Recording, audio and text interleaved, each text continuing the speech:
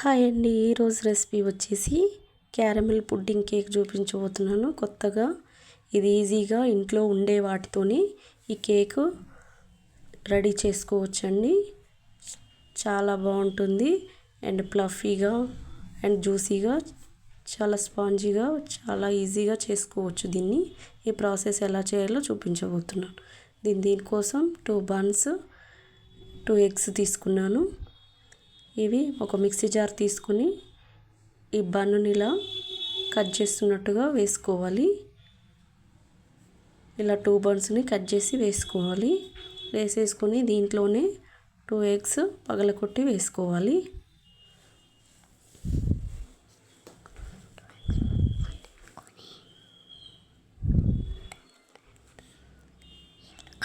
ఇలా 2 ఎగ్స్ పగలకొట్టి వేసుకున్న తర్వాత దీంట్లోనే 1 స్పూన్ వరకు వెనీలా ఎసెన్స్ వేసుకోవాలి. వేసుకున్న తర్వాత దీంట్లోనే 1/2 గ్లాస్ వరకు పాలను పోసుకోవాలి. వేసేసుకున్న తర్వాత 4 స్పూన్స్ వరకు షుగర్ని కూడా వేసుకోవాలి. వేసేసుకొని మెత్తగా గ్రైండ్ చేసుకోవాలండి. ఇలా గ్రైండ్ చేసుకున్న లిక్విడ్ లాగా ఇలా వస్తుంది గ్రైండ్ చేసుకున్నది. దీన్ని పక్కన పెట్టేసి ఒక ప్యాన్ తీసుకుని దాంట్లో 1/2 కప్ వరకు షుగర్ని వేసేసుకోవాలి. వేసేసుకొని 3 స్పూన్స్ వరకు వాటర్ని వేసుకోవాలి. వేసేసుకొని ఇది గోల్డెన్ షుగర్ అంతా మెల్ట్ అయ్యేంత వరకు ఇలా కలుపుకుంటూ చేసుకోవాలి. ఇది కొంచెం బబుల్స్ లాగా ఇలా వచ్చి మెల్ట్ అయిన తర్వాత స్టవ్ ఆఫ్ చేసుకోవాలి. స్టవ్ ఆఫ్ చేసుకున్న తర్వాత షుగర్ లిక్విడ్ అంతా ఇలా ఒక బౌల్లోకి వేసేసుకోవాలి.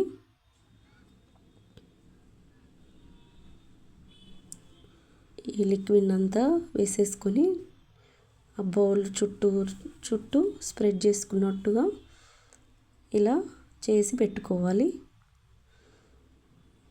దీంట్లోనే మనం గ్రైండ్ చేసి పెట్టుకున్న లిక్విడ్ని కూడా ఇంట్లో పోసేసుకొని పక్కన పెట్టేటి ఇలా 3 టైమ్స్ ట్యాప్ చేయండి. నేను ఇక్కడ ఒక ప్యాన్ తీసుకొని కడాయి దాంట్లో 1 లీటర్ వరకు వాటర్ని పోసుకోవాలి. పోసుకున్న తర్వాత దీంట్లో బేక్ చేసుకోవడానికి ఇలా స్టాండ్ని పెట్టుకొని వాటర్ని హీట్ అవ్వనివ్వండి 5 మినిట్స్. ఇలా హీట్ అయిన తర్వాత ఆ బౌల్ని ఈ స్టాండ్ మీద పెట్టేసేయండి. పెట్టేసి మూత పెట్టేసి మీడియం ఫ్లేమ్లో 20 మినిట్స్ వరకు ఇలా కుక్ అవ్వనివ్వండి. 20 మినిట్స్ తర్వాత ఇలా టూత్పిక్తో పెట్టి చూడండి. అంటుకోకుండా వస్తే పర్ఫెక్ట్గా రెడీ అయినట్టు.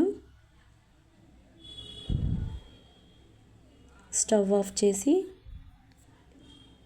ఇప్పుడు ఆ బౌల్ని బయటికి తీసేయాలి. తీసేసి చుట్టూ ఇలా చాక్తో చూపిస్తున్నట్టుగా ఇలా కట్ చేస్తున్నట్టుగా చేసుకోవాలి. చేసుకొని దీన్ని డీమోల్డ్ చేసుకోవాలి ఒక ప్లేట్లోకి.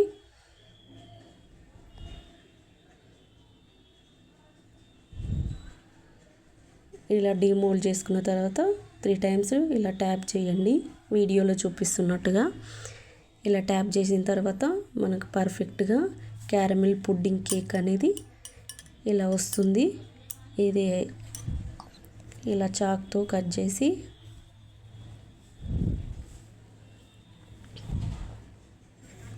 సర్వ్ చేసుకుని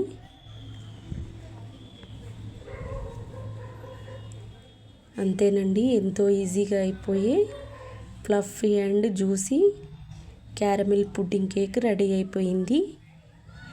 చాలా టేస్టీగా కూడా ఉంటుందండి. ఒకసారి ఈ రెసిపీని నేను చెప్పిన ప్రాసెస్లో